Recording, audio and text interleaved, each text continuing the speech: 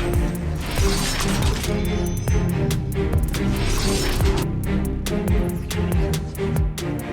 right, I'm recording. Okay. I am recording as well, Paul. I'm good. I'm glad. I'm really glad for that. No edits.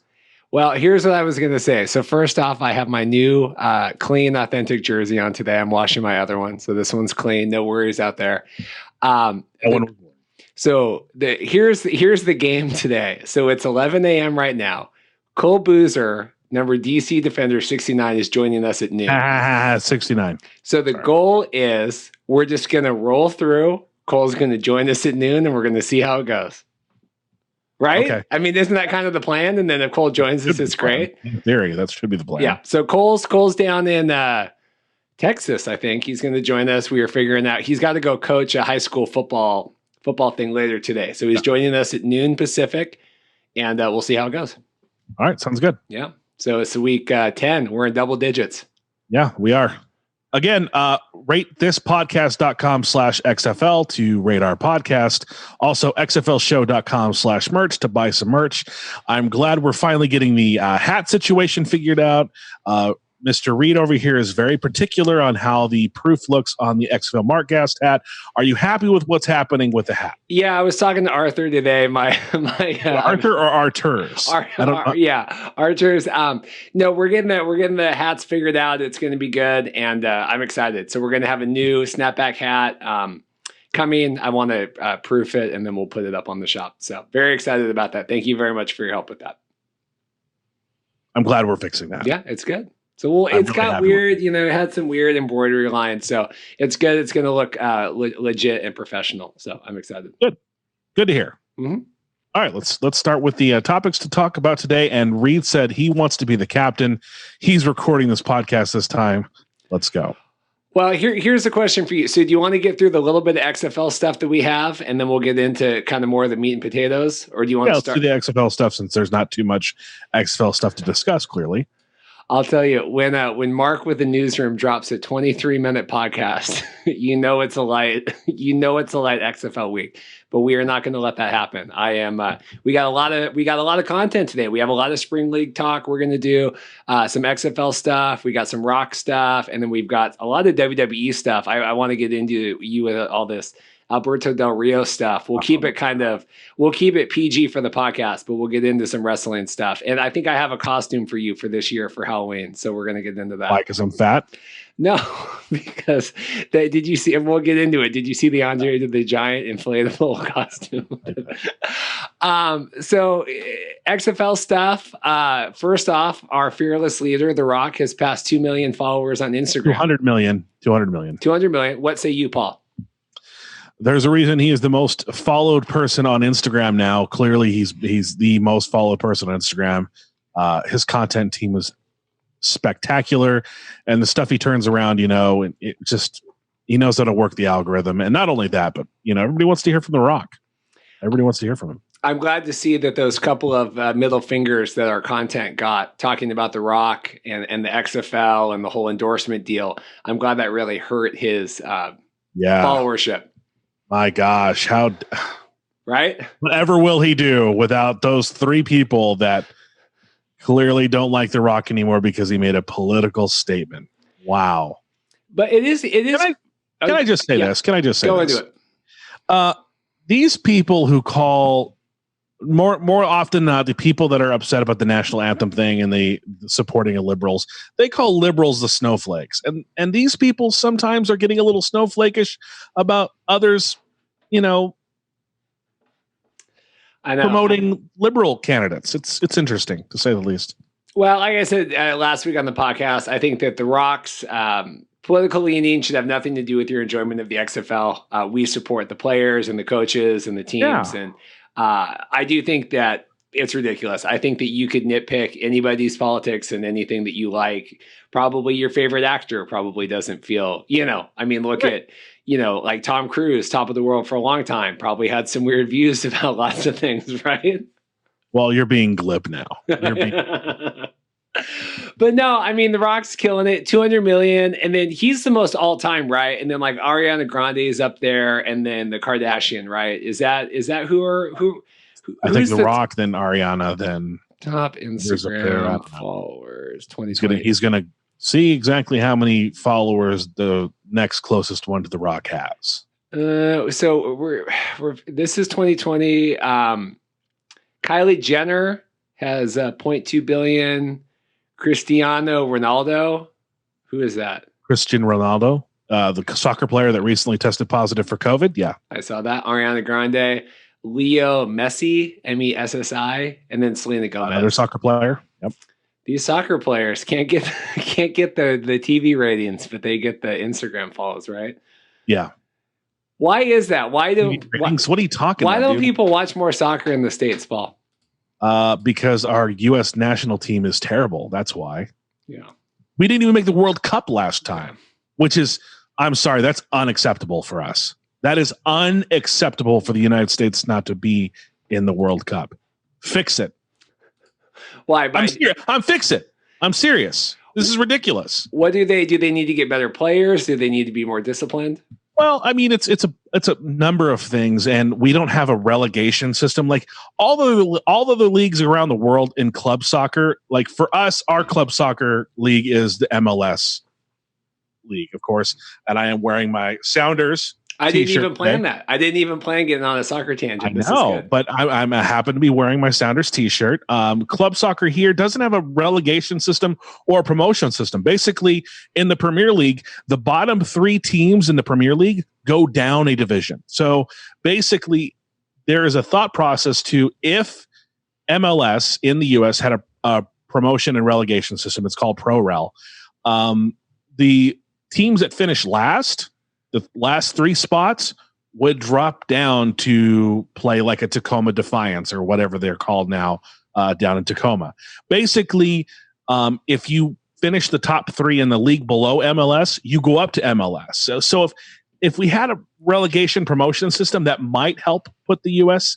back in terms of even footing with soccer, but who knows? I just think that U.S. soccer's kind of been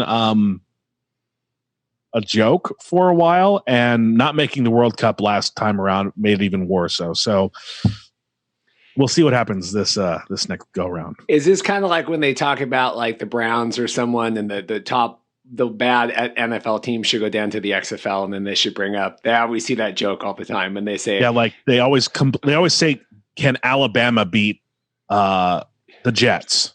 No, they can't. Alabama can't beat the Jets. And I'll tell you why, because the Jets are still an NFL team. They have the best of the best college players playing. And even the best college players playing that have played in the league for 5 years are still better than juniors at Alabama. That's just the truth. But with a promotion relegation system in soccer, it's a little bit different because when you get promoted to like MLS, your budget would increase. So you'd be able to get better players to stay at that top level. I don't know if that's the solution, but U.S. soccer needs to figure it out for sure. Speaking of the Jets, I really only knew about the Jets from my Survivor podcast I listened to. Rob Cesternino, he's a big Jets fan, grew up in New York, but they are really quite terrible, and they're really getting worse. They just released Levon Wright and Levon Bell, yeah, and he's gone. And that's crazy. I followed all that last night, spiraling with. I was watching Tuesday Night Football, tweeting with our good friend Jeff Manicelli, and following the Magliocelli, and following the Jets' demise. Magliocelli.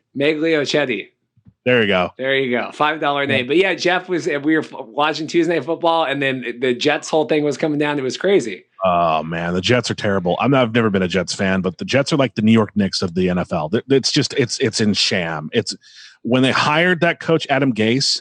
Have you seen? You saw the press conference. We posted the video on this podcast, Paul. Yeah. and now it's gotten even worse. And I don't know if they're tanking for Trevor Lawrence out of Clemson. That might be what they're trying to do. But then they need to get rid of Sam Darnold, because clearly they don't feel like Sam Darnold is the answer. But the way that offensive line, the whole way the whole team plays, it's terrible. And I mean, think Jamal Adams was a Jet before he became a Seahawk. So maybe Le'Veon Bell will follow Jamal Adams's lead and come to Seattle. And if that happens, watch out. Seattle's already undefeated. Watch out. Did you watch the game on Sunday? I did. Crazy. Yeah.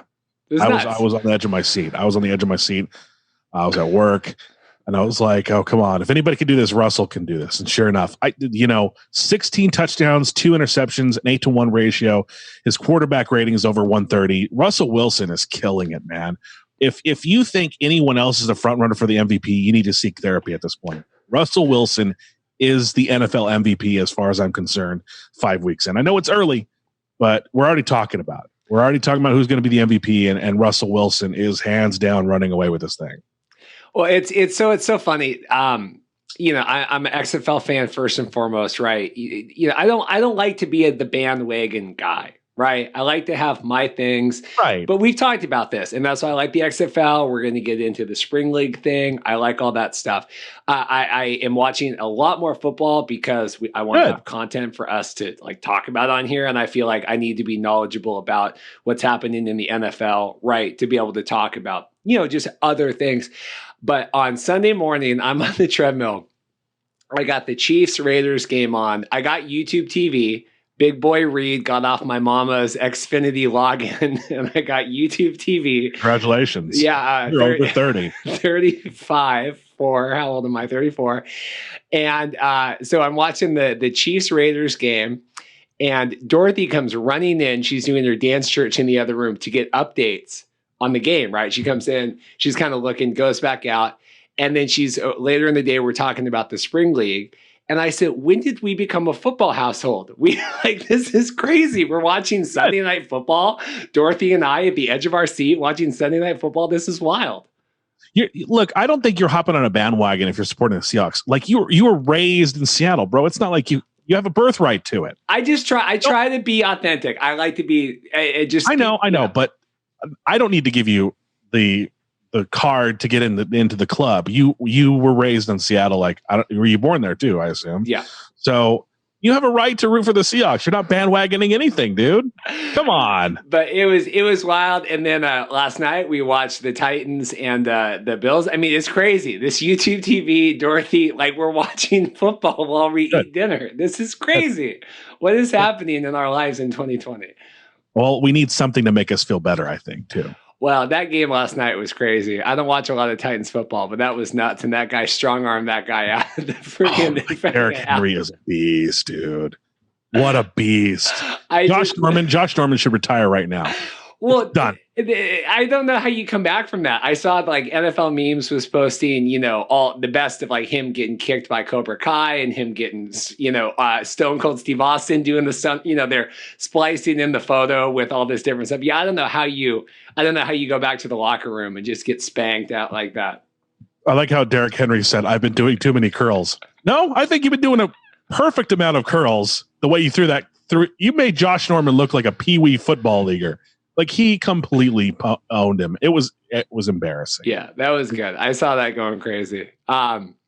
Anyway, so we had a little bit more on our boy Oliver Luck. I think I kind of missed this last week. I don't really know. At the XFL newsroom, Matthew Nagashima talking about Oliver Luck's getting more involved in kind of protecting the college player. Now he is. Sorry, I need to be critical. Well, so do you know more background on this than I do? I mean, with the college sports and all these organizations, I think you probably have more expertise in this than I do. Do you have this article in front of you? Yeah, I do. I think that maybe this might be relating to the fact that, okay, so if you're not aware of college football and college players, there's a momentum going toward, football players being able to profit off their name and likeness. And I think this is long overdue.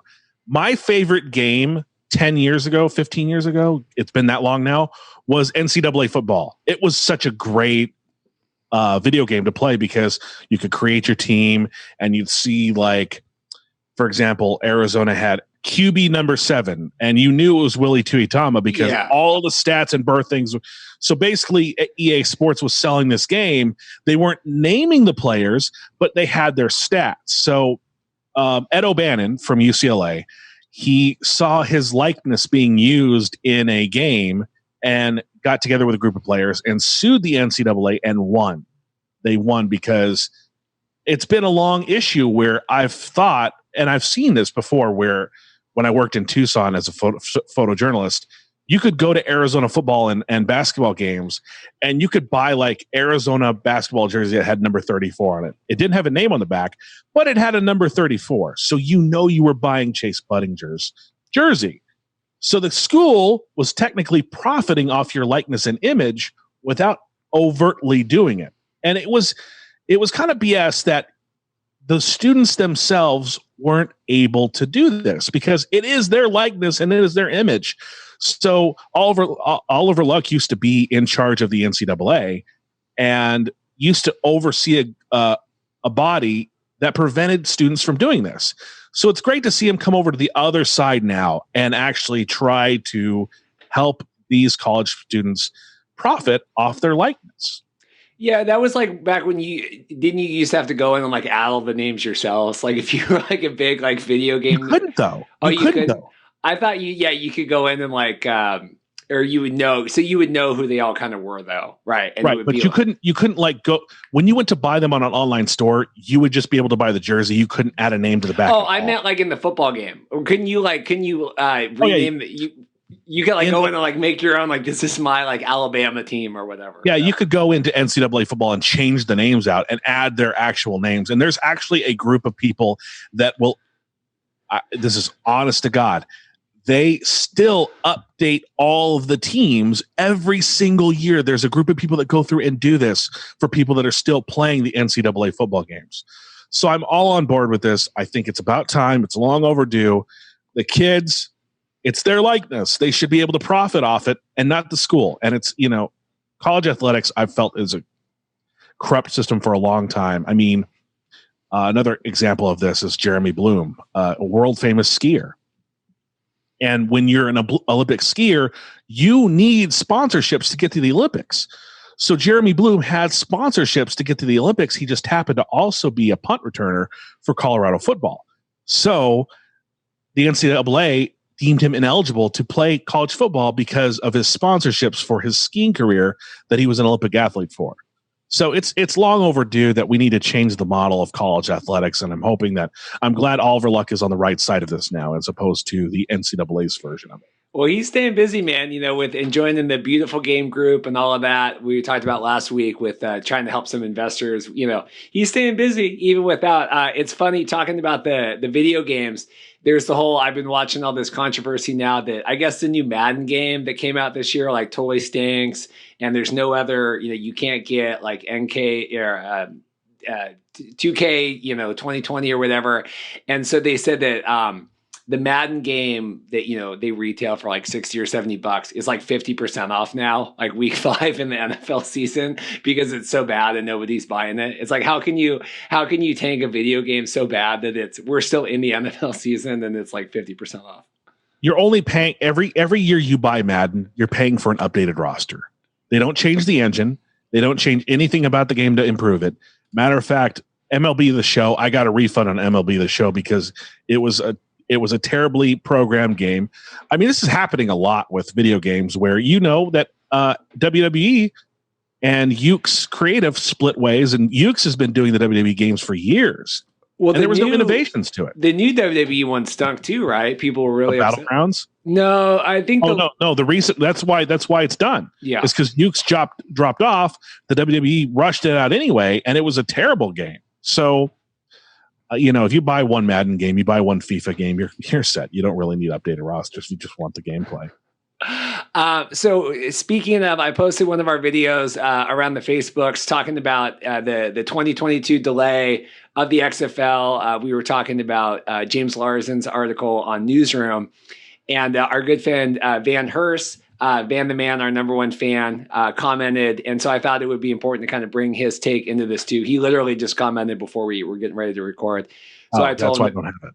Yeah. He just posted it about 20 minutes ago, and so I said that we would talk about it. So Van's take, and Van runs the Seattle Dragons Facebook group. That's why we talk about him a lot on here.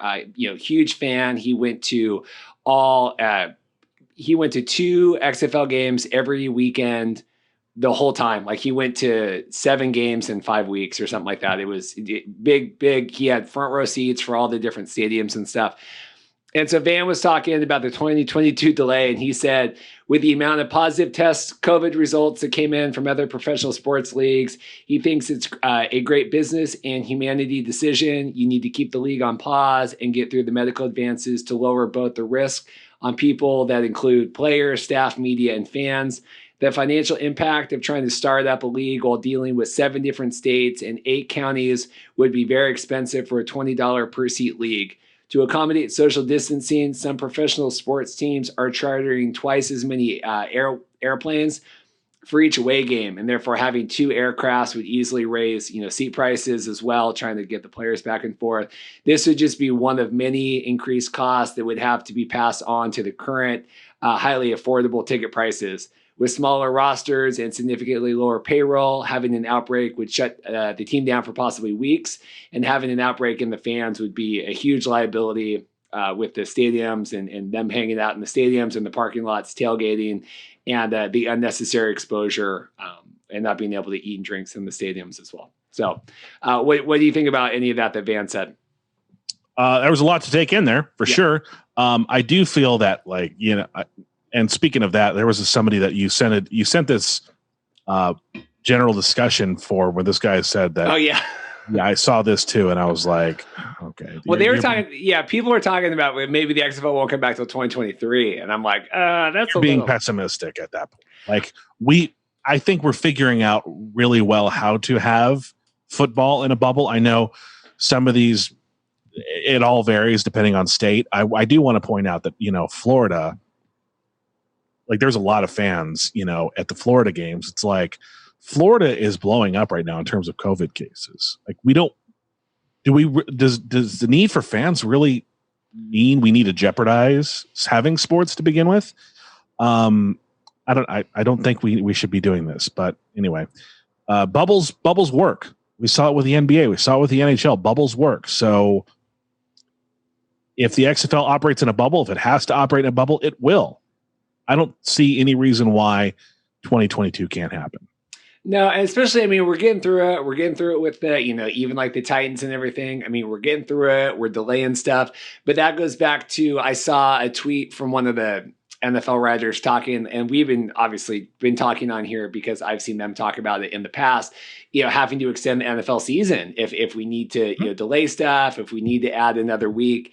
And that's more reason why the XFL couldn't go this year is you don't necessarily know that Saturday after the Super Bowl is going to be free to go. Right. And, you have to.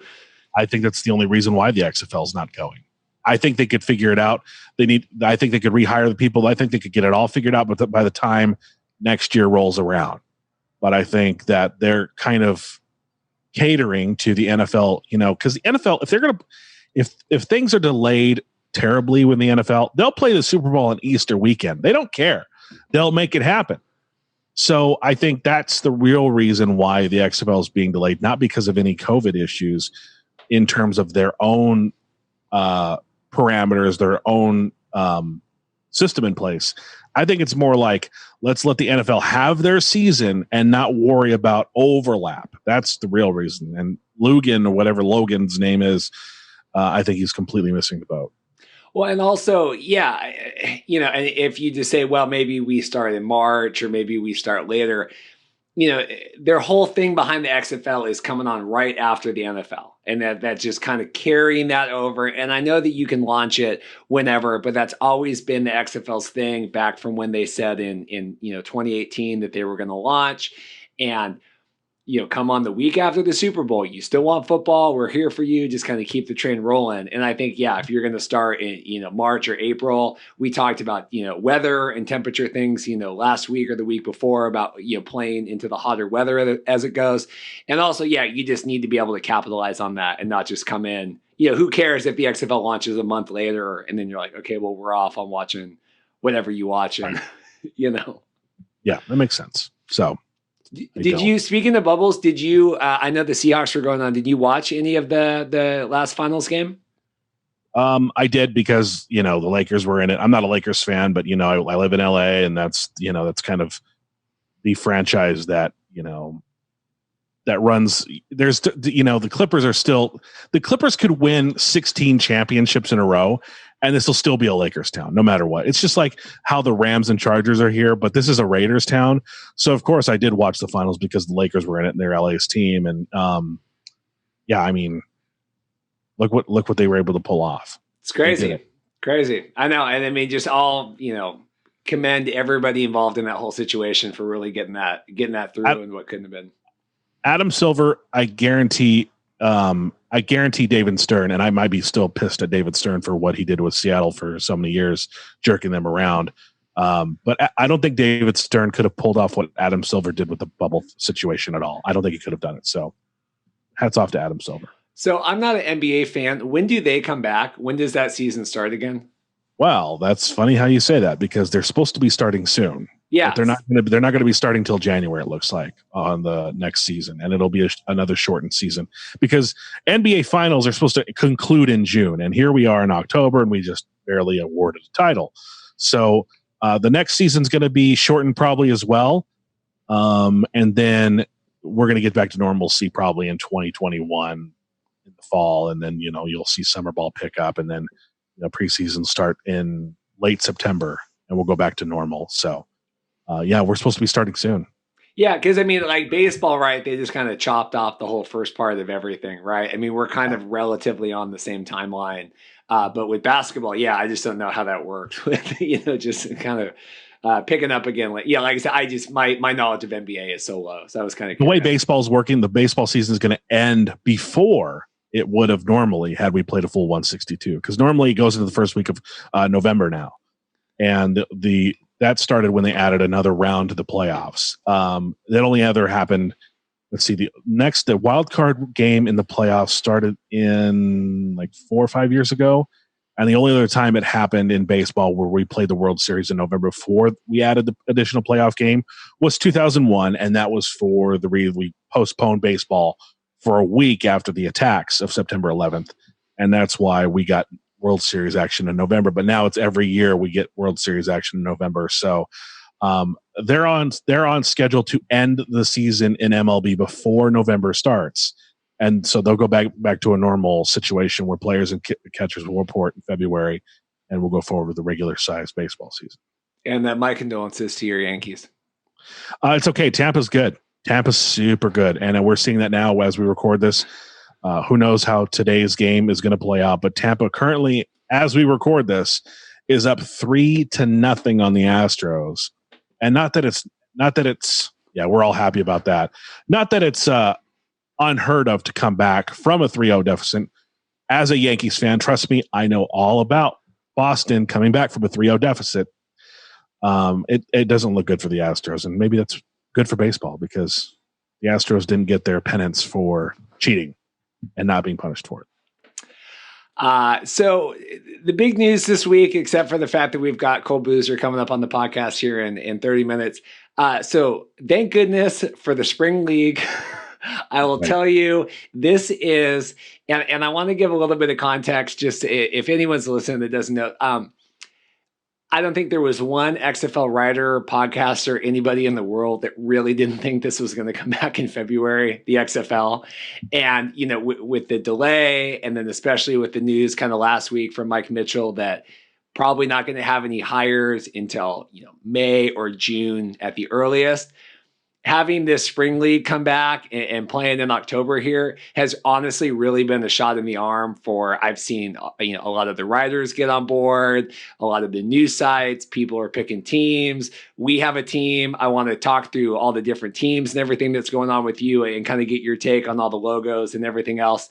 But to set the context for this, because I saw people posting on Facebook, well, this isn't the XFL. What's going on with this? Like, people are confused and they can't read. I posted a lot of the Gaston from Beauty and the Beast, like, you can't read this. There's no pictures in here, because all these people were seeing these articles and being like, well, where are the dragons? Where are the renegades? I saw that.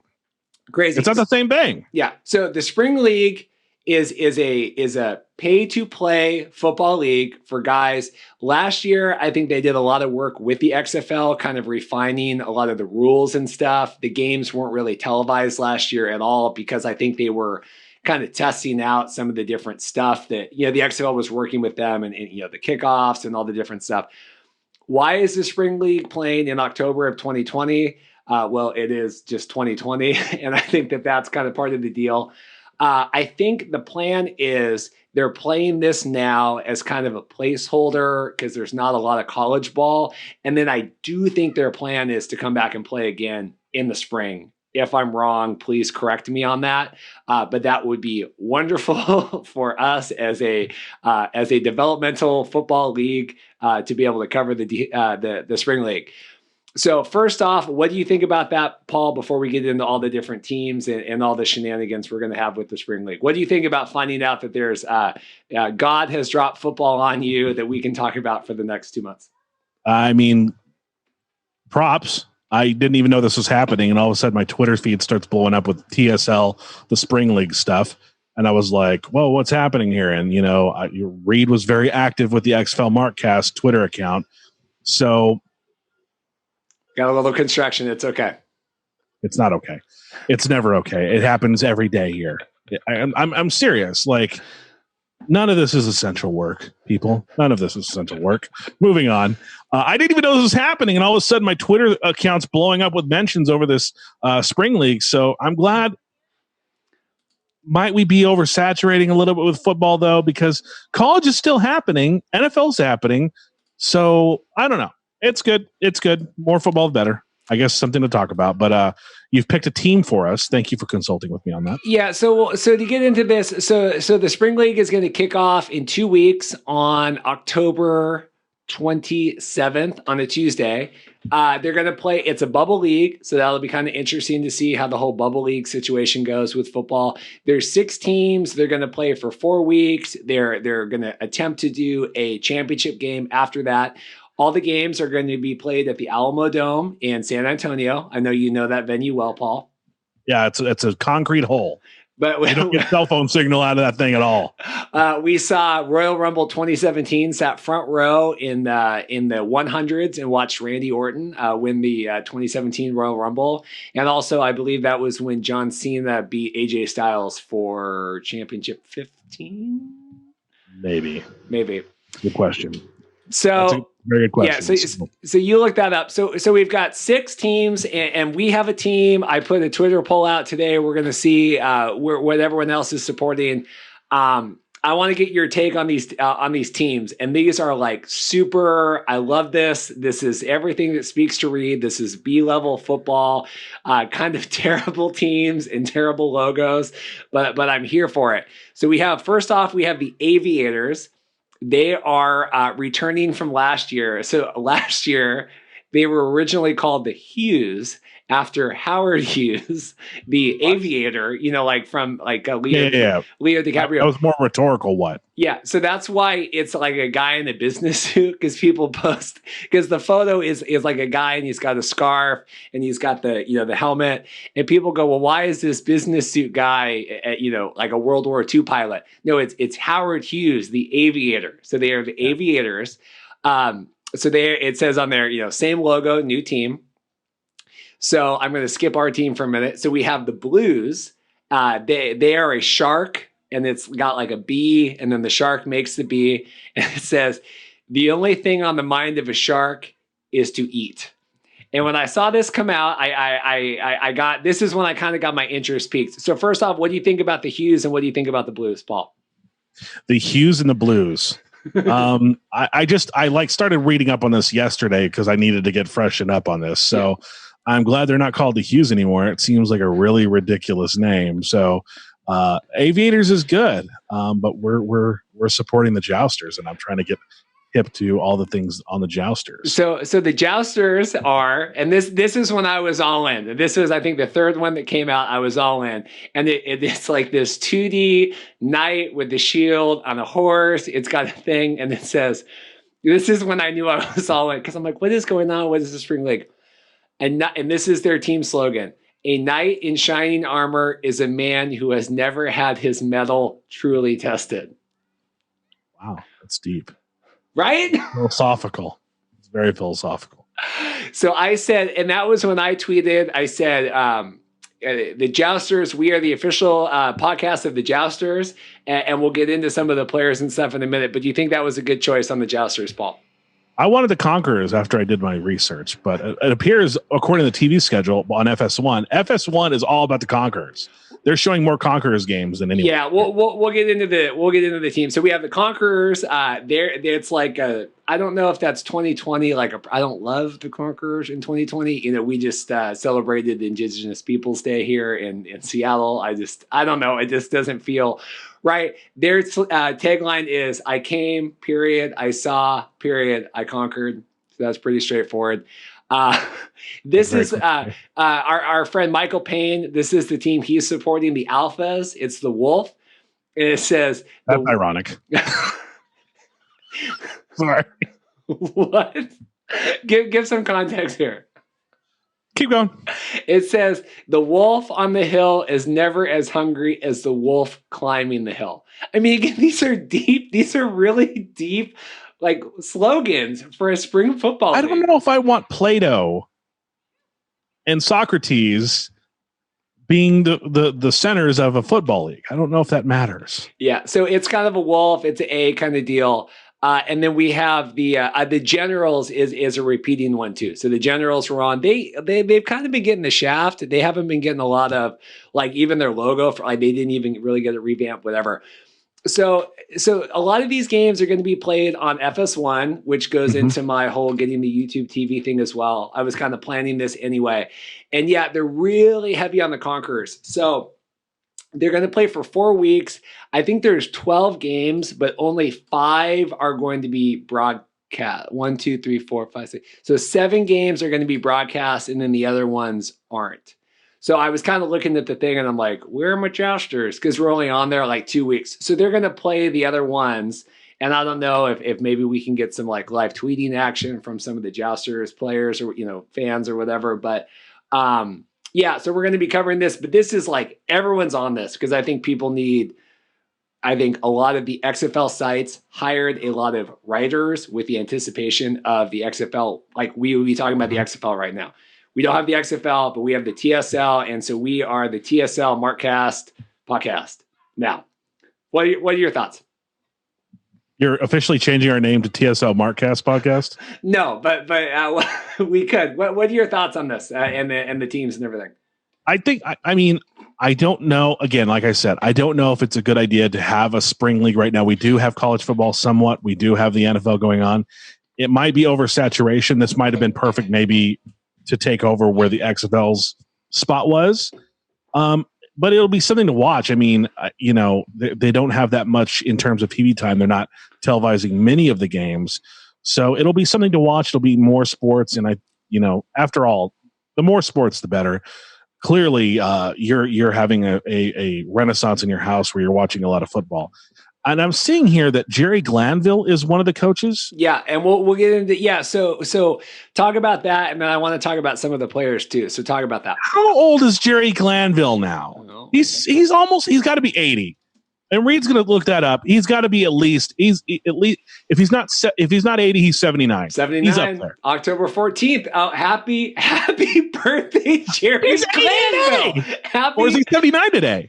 41. So 79 He's today. 79 today. Today is literally happy birthday, Jerry Glanville. I need to tweet this after the podcast. This is phenomenal.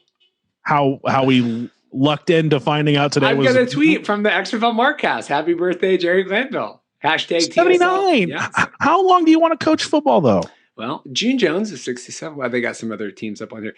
Anyway, so yeah, but so Jerry Glanville's involved. Where are the other coaches? I lost that tab. TSL TSL. The Spring League coaches.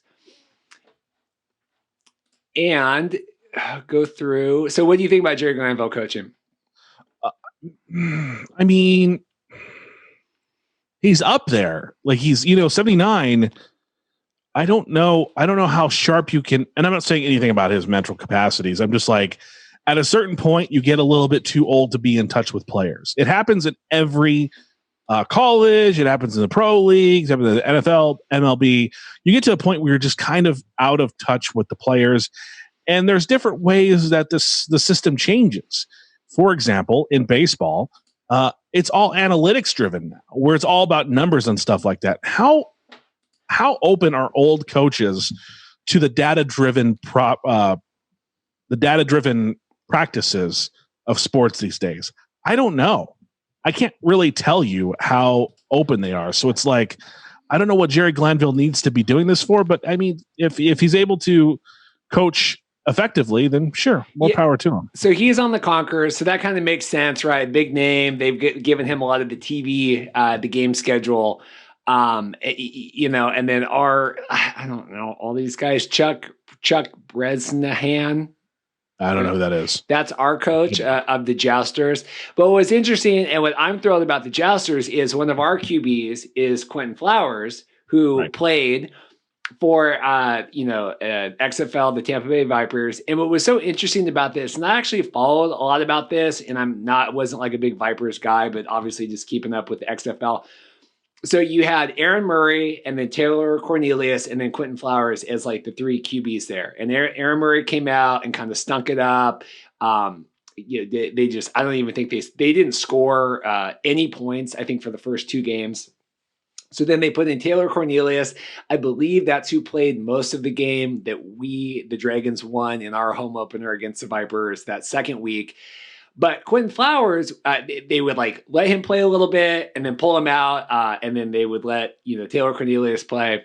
And I'm totally forgetting. Can you look up Mark Cressman, the Vipers coach? Mark Cressman? Yeah, Vipers coach. Mark Trestman. Mark Trestman. And so he would always put in Taylor Cornelius. And so Quinn Flowers actually requested a trade.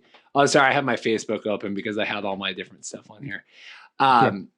So Quentin Flowers actually requested a trade from the Vipers. And they were like, well, we don't know if we're going to give him one, because he was just wanting to play.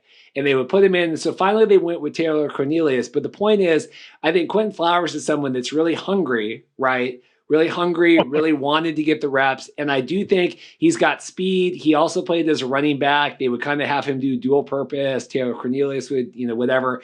But all this back and forth. But I think it's really exciting that we got there's a couple different XFL guys, but I think that he's definitely one of the most high profile ones that's in this TSL. He's got a name. And I'm excited that he's on the thing. So what do you think about that? I think it's great. I think, it's again, I regurgitate what I said. More football, the better. And Quentin Flowers does definitely have a name. He was definitely one of the players to watch in the XFL. And I'm seeing a lot of CFL players here that have signed up for this because, of course, the CFL season it didn't happen, and they allowed they released all their players from their contracts for the one season. So I'm seeing a lot of CFL names pile in here. So it's going to be good to keep these people sharp and possibly. Now that begs the question: is if someone does play well in the spring league and NFL wants to bring them in, what are the contract situations there with that? That's a good question to ask. Well, yeah, so it's interesting. So, and I think why this is so exciting is I do believe a lot of these guys, especially if they do another kind of spring league, month and a half go round in the actual spring. When the XFL starts hiring coaches and staff and everything in June, this is really going to set up a lot of these guys. I do think a lot of these guys that are in this, the question was, we talked last week, are the teams going to stay the same next year? What's going on? It's going to be 2 years since the XFL. And, you have some of these guys like Landry Jones, a little bit older. are they still going to want to play again 2 years later? Where here you kind of have a whole crop of new guys, some people that we know, and then a lot of new guys. But I think these guys are going to play again, and then I think we will see a lot of them in those training camps in June, like we had, the year before the XFL in that June. They had the summer showcase. They did one in Seattle. They did them kind of all over the country. I think you're going to see a lot of these guys who are paying to play in this league to kind of get that tape and then submit that. And the other thing with the spring league is they're going to submit all the tapes from all this different stuff to all the major like NFL teams. And obviously I'm assuming to the XFL too. So they're really trying, this is meant as a development league, get the players some tape, get them some reps and kind of, get that going. And I think to that point, we saw a lot of injuries through the first 4 weeks of the NFL season. So any type of situation where we get regular practices, regular scrimmages, and ability to warm up our bodies for sports is also a good thing. So it's a situation where we can't lose from this scenario because these players are practicing, they're taking reps, they're playing games. So normally with those kinds of situations, we notice that the injuries go down when we have time to do like a preseason. NFL didn't have a preseason. We're seeing the results, a lot of injuries, but this is a way to kind of work out those injuries and make sure they don't happen at the NFL league. And of course, you say it's a developmental league. There's a good chance that come time for playoffs, some of these players could be picked up to fill holes, down the road where injuries are going. So of course, there's another benefit of the spring league happening. Yeah, so just overall, I just think it's exciting. I think it's going to give people stuff to talk about. Oh, I want to look here. So I posted on Twitter. I said, I said, hey, we're getting ready to record the podcast. So Jake Henry, he is a writer. He is supporting the Blues. And then we have the TSL scouting report. He is doing the Conquerors. And then I know that Zach with Gridiron Gang, he's with the Generals. And then James Larson was going to be with the Conquerors. And then once they announced Quinn Flowers, he's jumping ship and he's going to be with us. So I want to figure out, and we'll talk this through in the next couple of weeks, probably before the league launches. But Paul, I did want to run this by you as opposed to just our Jousters team. Maybe like a guest spot on a podcast coming up, something, I want to figure out some sort of stakes for the spring league. We're all going to pick teams, and I kind of want to figure out what those stakes would be. So what does that look like? Are we talking about doing a wager then? Is that what we're talking about? Some sort of wager. Yeah, I think a wager would be good. I don't know. I think we'd have to brainstorm about it and then, make a determination later. I don't want to be put on the spot here and say something stupid like I'll get a Jousters logo tattooed on my chest. That's not happening. But. No, but I mean, so we'll put a pin in this for next week. We'll have one more week before the league launches. I think all the teams will be set, but we're with the Jousters, and I want to say, maybe we'll do like a guest spot on the podcast. Someone will come on, or you have to change your Twitter profile to something funny, or like XFL Markcast. I love doing that. I love changing my Twitter profile. I wasn't even thinking about that, but you know what I mean? But I think that I want you to brainstorm. That's your homework this week, is brainstorm our wager for the other XFL podcasts and writers. That's how you think I work for you. It's so funny. It's so funny how you think that. That'll be our homework for the week. Do we want to get into WWE stuff while we're waiting for Cole to join us? Well, what we should do is we should take a break right now, play some ads, and come back and talk to Cole Boozer. Okay. There we go. There we got Mr. Boozer on. Oh, what's happening? What's going on? Cole Boozer, thanks for joining us, man. Thanks for coming on. Of course. Thank you for having me on. It's good. Of course. We appreciate your time. We appreciate all the things the cameo you did for us. We definitely appreciate that. So yeah, sorry I botched that a little bit. I said Markcast. And then in my head, I said Markcast, but then I put ET at the end of Mark. I was like, oh, God. Damn it. Oh, I was dying. It was so funny because it came in like the day after we recorded whatever one it was. And so I was just sitting there. I'm like, I cannot wait to share this. It's worth every dollar to get Paul's reaction on that. I was so excited. So, yeah, it was awesome. But, yeah, the XFL Markcast talking stocks and XFL. I mean, listen, I need some stock advice. That'll work. That's good. So what are you up to these days? What are you doing? XFL stuff and what's going on? Yeah, so right now I'm just working out, waiting for a call from an NFL team, and my agent thinks that's going well with that. So we're figuring out where I'm going to land. So working out, I'm helping out with a high school team, which is one of the reasons why I asked to actually push it back. And I messed up the time zones. I couldn't figure it out at first, and I was like, oh wait, no. But yeah, so then I'm working out. I'm helping out my old high school team, like coach them while I'm like working out in between, and it just keeps my mind sharp for like when I go back into the NFL or in the XFL, whatever comes first. So that I'll be ready to go.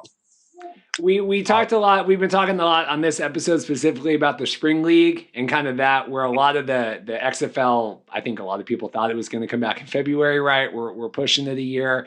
Do you know anything about that? And did you have any interest in doing that? Or is that are you at a higher level than that? Or how does that work out? So I've heard of the spring league. My agent hasn't mentioned anything to me. I don't know. I am assuming, I guess he thinks I'm above it. Or not, like, you know what I mean? Like, I mean, I'll play wherever he thinks is right. Because I have decent film out. It's not like, it's not like you need to build a tape. Yeah. Correct. I need to build a little more tape, but not like to the point where I need to go to the spring league. Like some of the players who didn't really play as much in the XFL, like for them to build more tape, it would be a good idea for them to go to that. So. And it's a pay to play league too, as I understand. Then that's probably why he told me no. Don't worry about it, like whatever. And I also just got a puppy. I got him 6 weeks ago, so I've been like working on him and trying to get him right. So it's been a little bit of pain, but stuff like that. So taking off for 2 months after you get a new dog, probably not the best idea.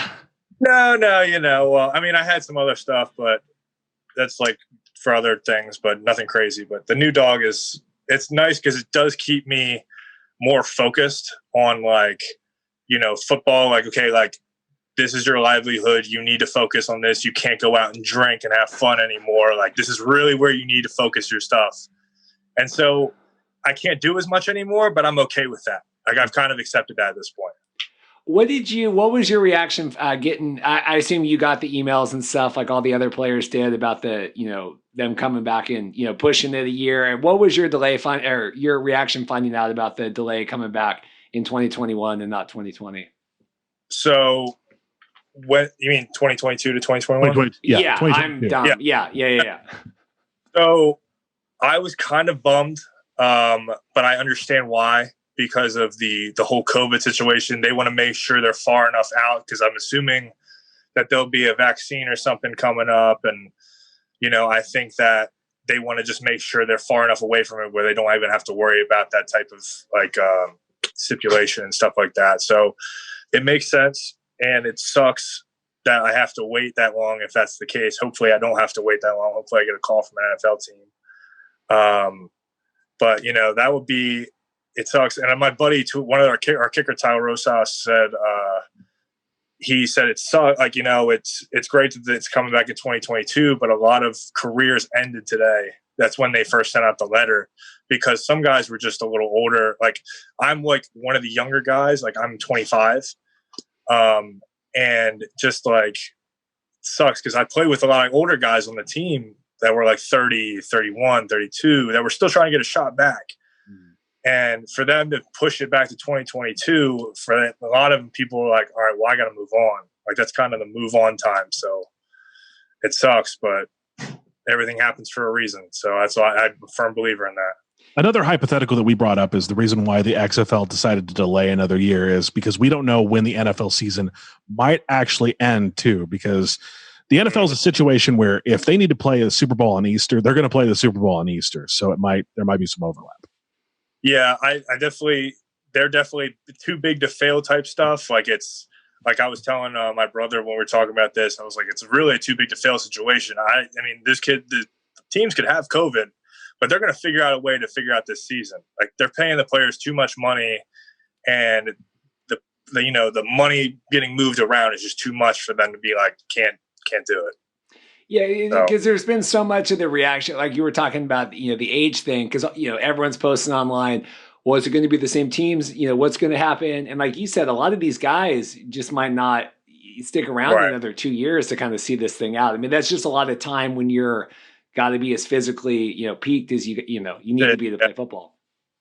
Mm-hmm. And I agree with that. It sucks for a lot of the older guys, and I don't want to say I'm near close to that yet. I'm gonna do this until, as my buddy told me, Scooby Wright, he was just like, listen, I'm gonna do this till I can't, and then after that, then I'll move on until like I've exhausted all movements. So I mean, that's what I'm gonna do for now until I figure it out. So, dude, I love Scooby Wright. How do you know Scooby Wright? U of A. Played on the Defenders. Oh, he did? Scooby played on the Defenders? Yeah, I love that guy.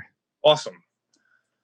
He, I think he was like a 2-star athlete coming into U of A, and he just became a baller at the U of A. Monster. He's 100% all the time. Like going and we'll have like not walkthroughs, we'll be at little shows, and like he'll give that pop to you, and I'm pulling around the corner, and I'm like reach kind of stalemate him kind of deal, and he'll try to hit you. Like you can't mess around with him, but like he does it because he plays like that. He wants to play that all the time. It makes sense. And really cool dude. Last time I talked to him, he was going into an MMA tournament. I've seen him do some stuff. Like you could check out his Instagram. He's got some cool stuff on there. He's a beast. I'm definitely a big fan of Scooby Wright. Have been for quite some time. So give him my best, please. Yeah. As a U of A fan, growing up in Tucson, anytime if somebody special comes to the U of A, I'm definitely a fan. So love that guy. Speaking of former Defenders players, we are famously an anti-Cardinal Jones podcast here now.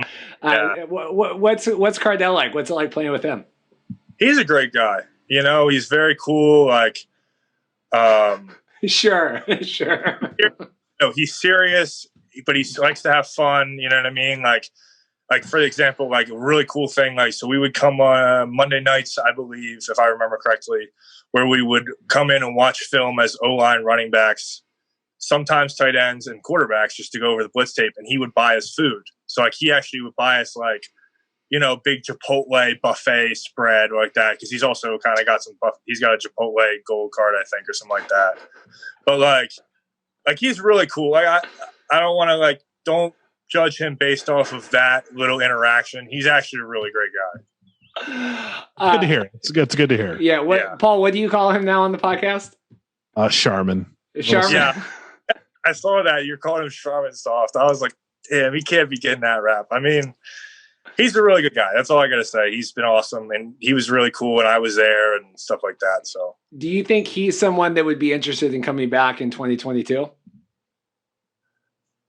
I don't know. I'm not sure. I'm sure. I mean, I know he's still training. I don't keep in touch with him as much as like a couple of the other guys, but it looks like he's still training, and I don't know what's going to happen. So, my other big question for you is, as someone that we were big XFL guys. We went to DC. We were there for the Dragons. DC the first game and all that. And then the league shuts down, and it's like depression. 1/10 of whatever all you guys are went through. But when I woke up that Monday, and I saw The Rock to buy XFL, and it was on one of these XFL Facebook groups, and I'm thinking, what Mark is talking about this? Like, this is the dumbest thing in the world, but it was real, right? And I'm waking.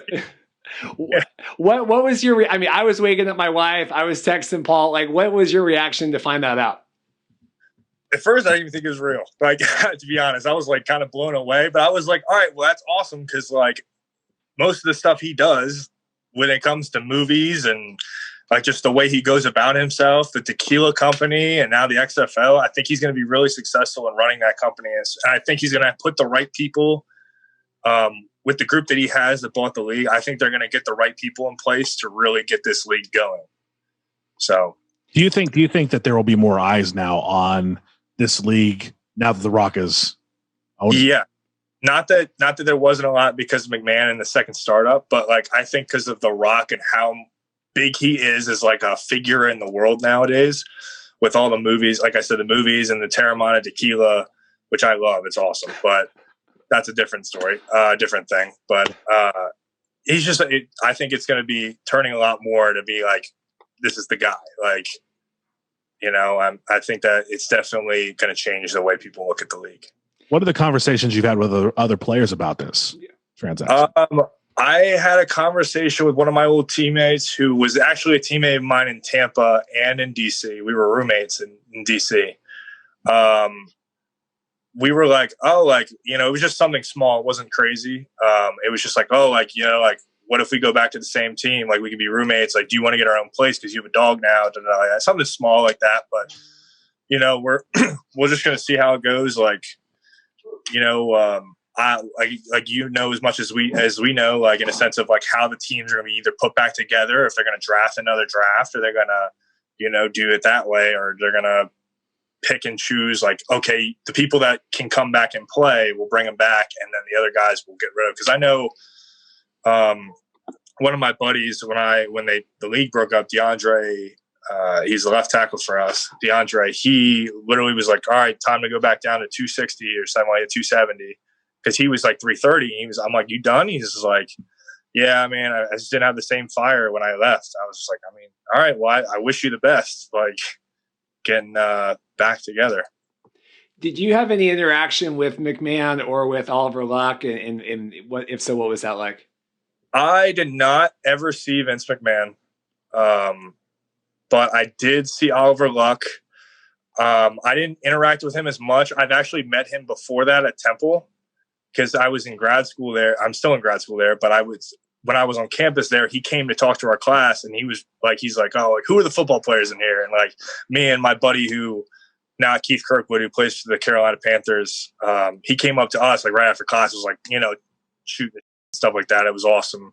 Really cool guy, really personal guy. And I think it was really cool is that, well, I think it was the St. Louis game where before the COVID stuff came out, he actually drank a beer and then added it to the big beer snake in the end zone. I thought that was like one of the coolest things he can do as a commissioner like that. So, not to disparage Vince McMahon at all, but do you feel more confident with the league now with The Rock in charge, or would you have been just as happy with Vince McMahon and with everything coming back that way?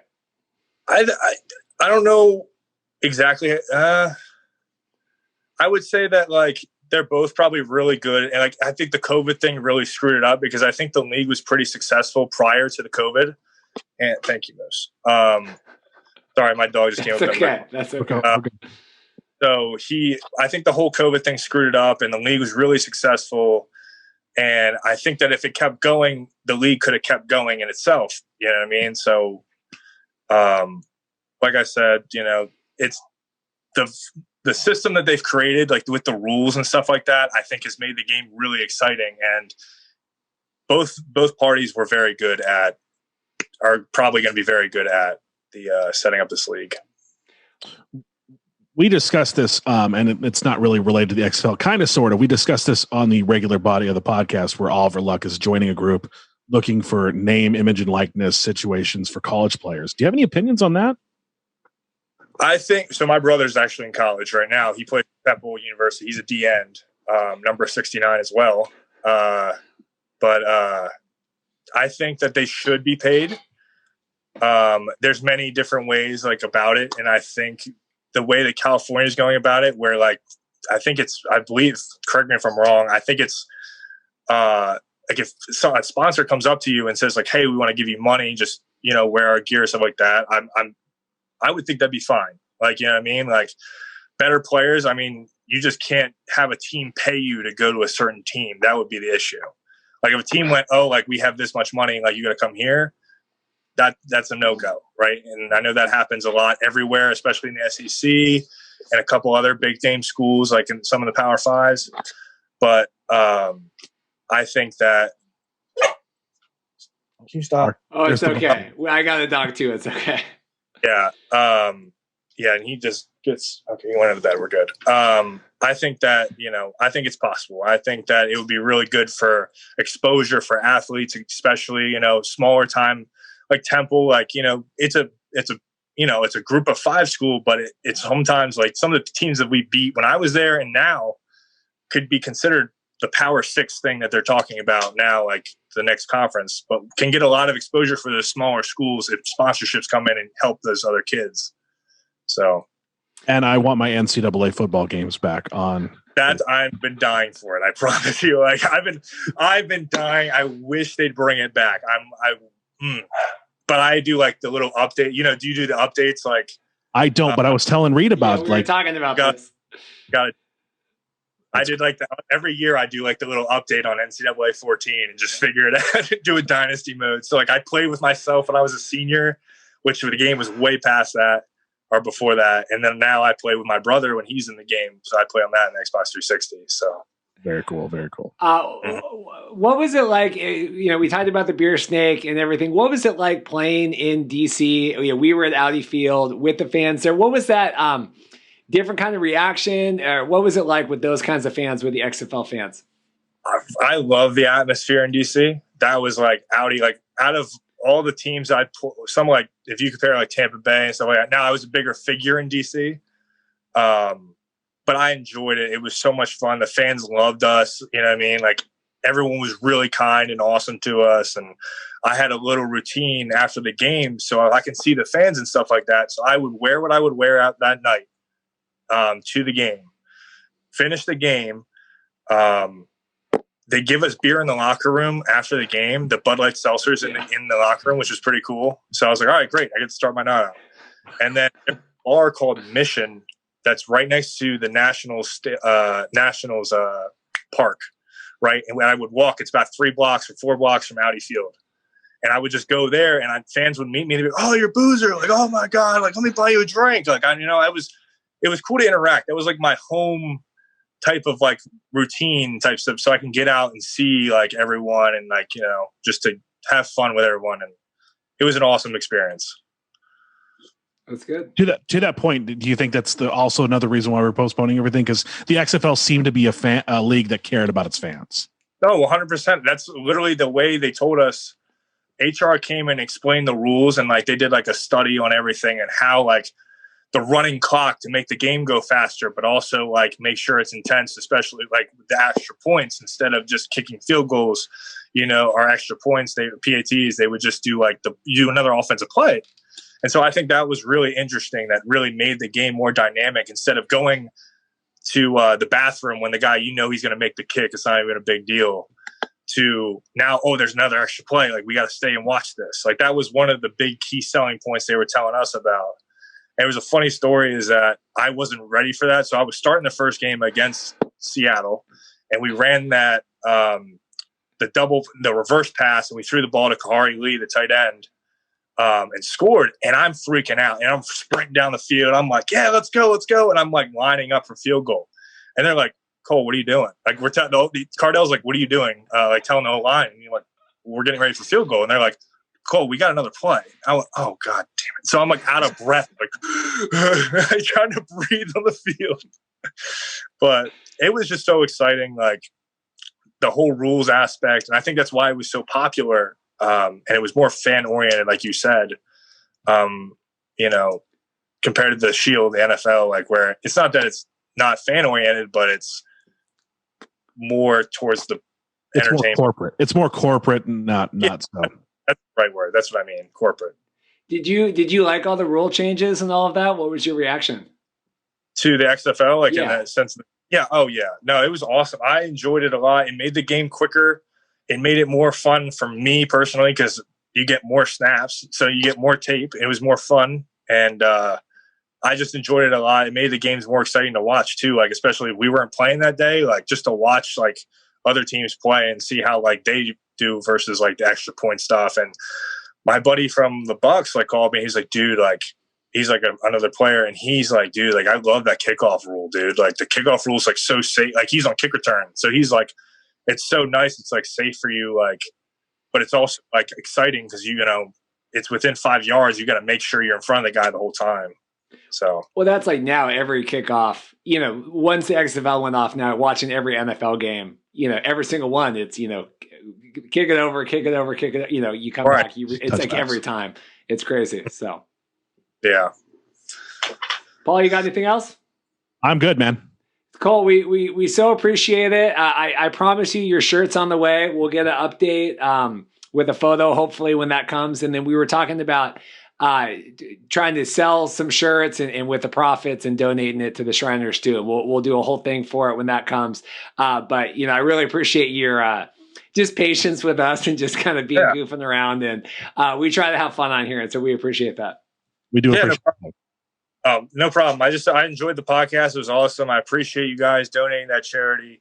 It means a lot to me because like my dad was a Shriner and my uncle was a Shriner. And so like donating, and then Philadelphia Temple, like, you know what I mean? Just donating to that hospital, which would be a big deal. So I appreciate it so much. We appreciate the time. We appreciate your game on the field. You're playing on the field. So yeah, thank you so much. Good luck with the football practice today. And like I said, when the shirt comes, $250, $125 a piece, we got to go into Shriner. So we really appreciate it. Perfect. Thank you so much. Thanks a lot. Have a good day. Yep, you too. We want to thank Cole Boozer for stopping by. Appreciate his time. And now we're going to talk about some WWE tidbits. And the big story that I saw that I wanted to discuss was Alberto Del Rio possibly facing life in prison. Yeah. Well, first off, Cole Boozer, what a sweet guy. Yeah, just a pleasant gentleman. We really appreciate him gracing us with his time today. And I know that I think we're still got his shirt in the mail to him, and we're going to do that whole follow-up, with Printful, the shipping delays and everything. But we're going to get him his We Stand Cole Boozer shirt from Printful, hopefully at some point soon. It's coming soon. I keep checking on it every day, and it's the bigger shirt sizes take a little bit longer to fulfill. For example, Will over at Will House, the podcast that puts you to sleep after 10 minutes, specifically Reid only. He just barely got his shirt that he ordered a month ago, and he wears a 3X because he's a bigger dude. So there's a little bit of delay with the bigger sizes over at the merch shop, but in terms of like an XL that I wear, you'll get it pretty quickly. So hopefully the Stan Boozer, We Stand Cole Boozer shirt comes to him soon. I'll check on that today and make sure that's on the way. Yep. And then we're going to get the photo and donate the money to Shriners Hospital of Philadelphia. And then we're going to try to sell some shirts, raise some money for charity. So thanks again, Cole. Thanks again, Cole.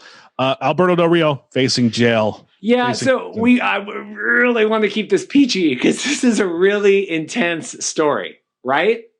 Yeah. I mean, this is what has happened with Alberto Del Rio. Just to set some context, Dorothy likes it when we set context for things that she doesn't know. He was like like it too. Yeah, he was the big, brought in the chosen wrestler. He was Alberto Del Rio, he came in with the limousine. He had all the money. He won the biggest Royal Rumble they had ever been at that point, right? They did like a 40-man Royal Rumble. 40-man. Put him over.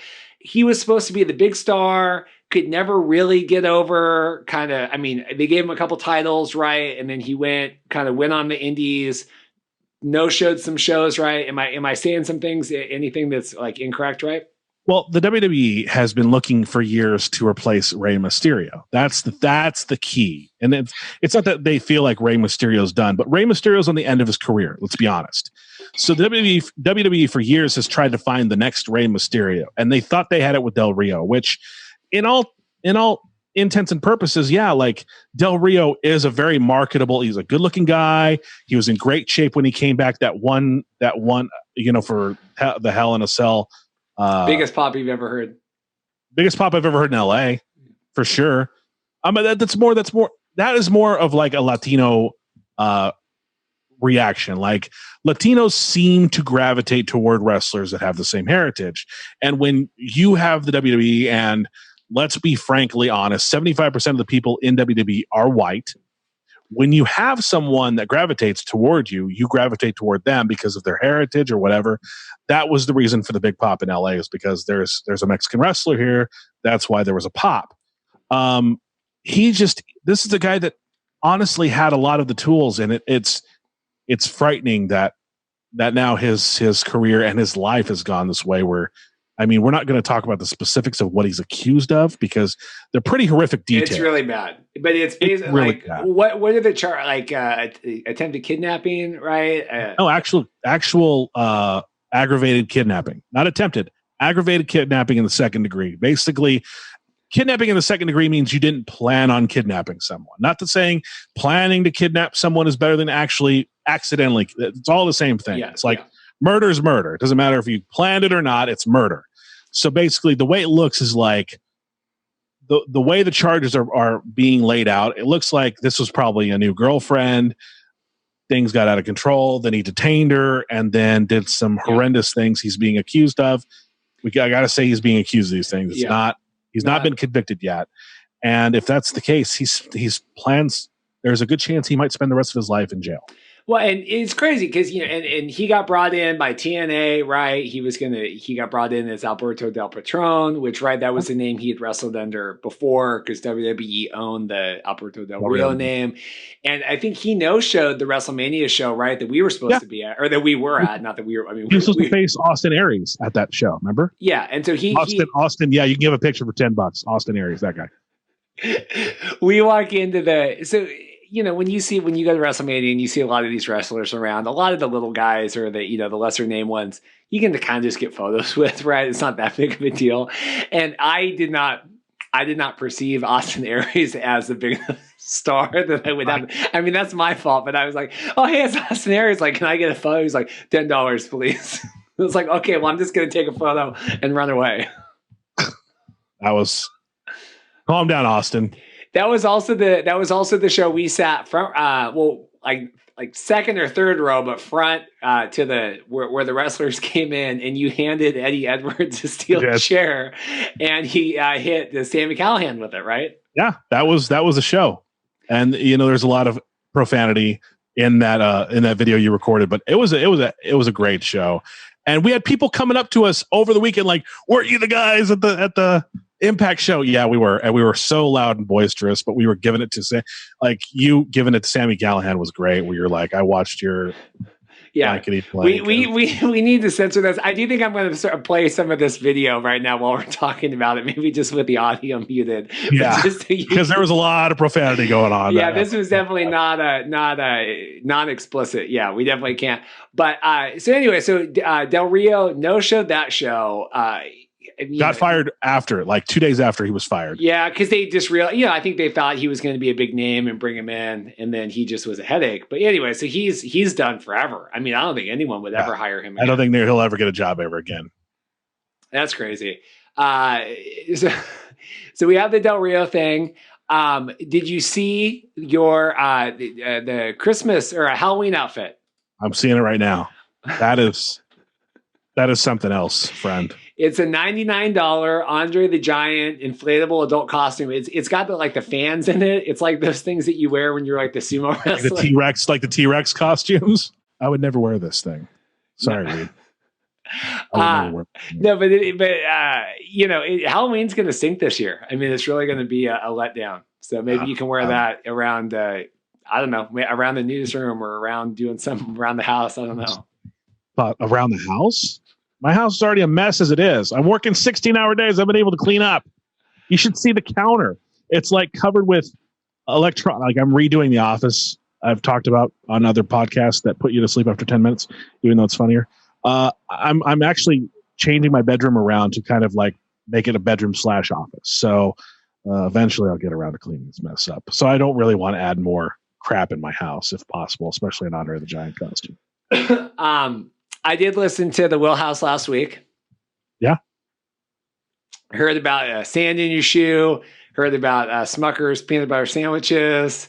Heard about the Prestige. So yeah, I listened to the all hour and 3 minutes or whatever. I listened to the whole thing, took Rosie on the walk, and had a time. I'm glad you listened. Yeah. We appreciate that. So just Will listens to this every week. I know. That's I tit for tat. So we can drop this beef now, right? We'll work towards a peaceful resolution. I do want to ask you one question before we go. So WWE had the draft. First off, do you remember when the draft used to mean something? Yeah. And like John Cena going to SmackDown, like huge deal, or going to Raw. I mean, it used to be. And now they do it every year. That's kind of when they shake up the roster. You have the roster that's on Friday. You have the roster that's on Monday, even though last year they bounced back and forth forever. But then we're really solidifying that. What do you think about Retribution being drafted as just one cohesive unit of like Retribution has like 18 people in it? It has 5. Well, but then all the minions. I mean, there's the 5 like core, but then there's all the minions. They're minions. All the guys that come out and like beat up the ring and they like tearing everything down. That's the same people. Yeah. Okay. I thought there was more. I mean, I thought they had like the named people and then there was like unnamed people. No, that was original, but now they've kind of whittled it down to where they've got the 5 and Mustafa Ali. Of course, it's Mustafa included in the 5 because they sent Mercedes Martinez back down to NXT. But yeah, there's only one girl in the group now, and that's Mia Yim. And I think, what's her name? Refreshment or something? I don't know. Yeah. This is just ridiculous. I'm sorry. Yeah, I don't know if I didn't watch any of it. I kind of listened to the recaps of who got drafted around, and it just kind of made me think about, so Elias came back, and I was thinking like, wow, I guess he was hurt. But then we're talking about Thanks, Baron Corbin. Yeah, we talk about Matt Riddle being drafted, and I just think wasted opportunity. And then we talk about Keith Lee being drafted, and Wade was really high on it. And not to make fun of Wade, but he was, saying, this is a good opportunity because you have Drew McIntyre as, the main heavyweight face, and then you could have kind of Keith Lee as the other main face, and then build all this stuff around. Right. And I listen to this, and I think, have you ever watched WWE? Like, they're not going to do that. They're going to bury Keith Lee next week. They're never going to build anything. I hope not. Around. And it would be smart if the WWE were to book this thing where, let's be honest, how old are the people in the hurt business? They are going to be hurting in about 5 years because they're all like damn near 40. Shelton Benjamin was Brock Lesnar's like roommate in college. They were talking again on the PW Church this week. They called them the mini 4 horsemen. Yeah.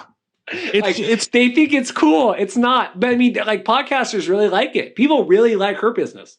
Okay. Yeah. Okay. But here's how you do it. Here's how you make Keith Lee like the next star. You feed the Hurt Business to him. You have him go over all of them, even Lashley, because there's no money in Lashley. There never has been. And I'm sorry, but when he came out after WrestleMania weekend, the pop was not there. It was like, oh, here we go. I've never liked Lashley. Remember he had the headband? And we're like, why is he wearing the headband? Because he has no eyebrows to stop the sweat from getting in his eyes? I don't know. And then what do you I was rooting for Umaga when he fought Umaga. Yeah, we're not getting into that. We're not getting into that WrestleMania match. Last question for me. I know this is an extended episode. I'm sure you have lots of other things to do. And Dorothy, I'm sure Dorothy's like, why is this episode so long? What your boy, nobody's boy. I'm not even going to make the joke. I was going to say your boy Lars Sullivan, but it's nobody's boy. Can we give up on Lars Sullivan, please? That's what I tweeted out. Yeah, it's really bad, and it just keeps getting worse. And I mean, when you're whatever Triple H's official title is liking tweets making fun of your film debut, Lars, you should probably just leave. Yeah, the joke with Lars is he said some pretty questionable things about sexual preferences, and then he himself, I think it came out, starred in some movies. A homophobic, sex porn, whatever. But it was bad, and so it was a really terrible look. That first off, he came off looking like someone that was kind of bigoted and not whatever, and then it came across that he was a hypocrite. And none of these looks are good looks for Lars Sullivan. No, and I mean, even he doesn't look good in the ring. Like, I don't understand. I've never understood the hype with him, and I'm sorry, I just don't get it. But I am happy about Mandy Rose going to Monday Night Raw. I got to mention that too. Well, yeah, okay, but I mean, you could push.